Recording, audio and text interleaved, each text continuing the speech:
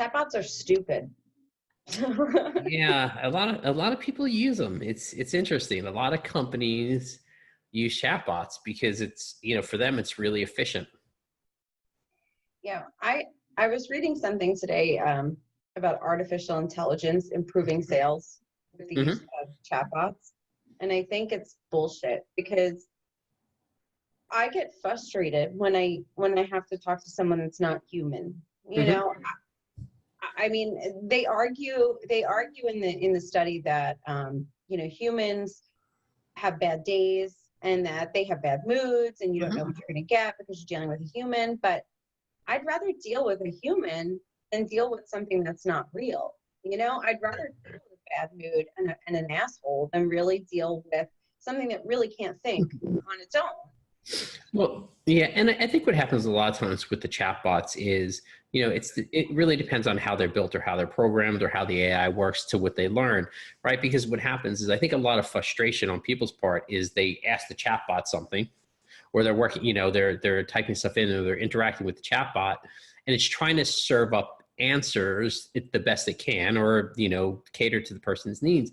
But the problem is sometimes we're just not really good at articulating even what we need, right? So the chatbot doesn't understand it, where as a human, and I think AI is getting better at it, but as a human, you sort of could interpret what the person is trying to say. And I mean, AI does do that, but I just don't think it has the intuition, that right now, at least, that people do. I just don't see. I mean, who actually likes talking to a robot? Uh, you know, yeah, I think if it could get you your answer quicker than the humans, right? Why not? I don't understand. Why not just search for your answer? I mean, really, all you can ask is our basic questions. So what's the point? Why are we even spending all this time? If it's not if it's not at the level of a human, Mhm. then what's the point? Well, I think for simple functions, right? We see, like, with that study they talked about. I think Domino's uses them, and a couple. Was it? I'll pull it up. Yeah. Service industry outlets like American Eagle and Domino's use chatbots as well as online services like Amazon and eBay. The machines don't have bad days and never get frustrated or tired. Hmm. They can save money for consumers. But it says if the customer knows about the chatbot before purchasing, sell rates decline by more than 79.7%. Right, because I'm what not if you alone. Nobody likes talking to a chatbot. Right, right. So it's interesting. So the study actually almost, talks out of both sides of its mouth, right? It's also saying, first of all, it's saying that it saves the consumers money. That's assuming that the savings is passed on to the consumer, right? So think about that. That's the first thing. And, number two, it's also saying that if the human, the person interacting knows it's a chatbot, the sales decrease. So, right? Is that what it, I think that's Right. So you basically just need to not tell, just lie. right. So So if the computer is smart enough to pass the Turing test, right? Where if you can't really tell, then you're good. If it doesn't, it totally sucks for you as a business, is basically what the study says. so it ends off by saying chatbots offer enhanced tech benefits, reduce customer hassle costs, and increase consumer welfare. The data empowers marketers to target certain customer segments to cultivate customer trust in chatbots. So that's the whole point, I guess, of the study, is that now Right. marketers go and build trust between robots and consumers. Hmm. And I think, I mean, there are chatbots where I've had really simple questions where you throw it in and you don't mind that it's a chatbot, right? But also Like too, what? I don't. I'm trying to think of the last time I used, like, that I had a real chatbot in, like, in a B2B or a B2C environment, or where I was a C2C environment, where I was trying to purchase something. Um,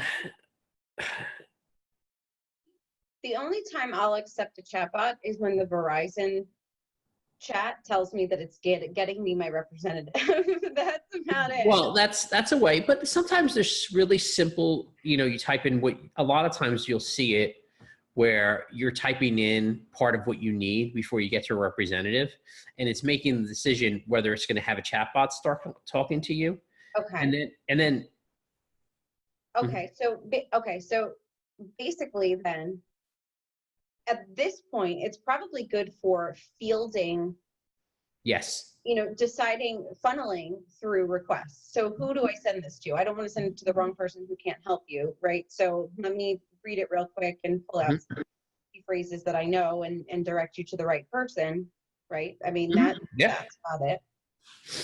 I would love to see how they're using chatbots though, like Domino's and what was it, American Eagle? American Eagle. I don't really shop in Maybe, America. okay, so I could picture like, I don't know, do you have this in a size small? Hmm. I mean, maybe that's something pretty simple. Right. That's really the only. Yeah, I mean, I think it's usually simple questions like how do things. Yeah, I haven't used American Eagle, so I don't want to make believe I know how it works. But I assume it's things like sizing, like where's the size chart? You couldn't find the size chart. Okay. I know with certain ones, like it's really basic things that it's serving up. Usually, I haven't had ones that I've really been like, okay.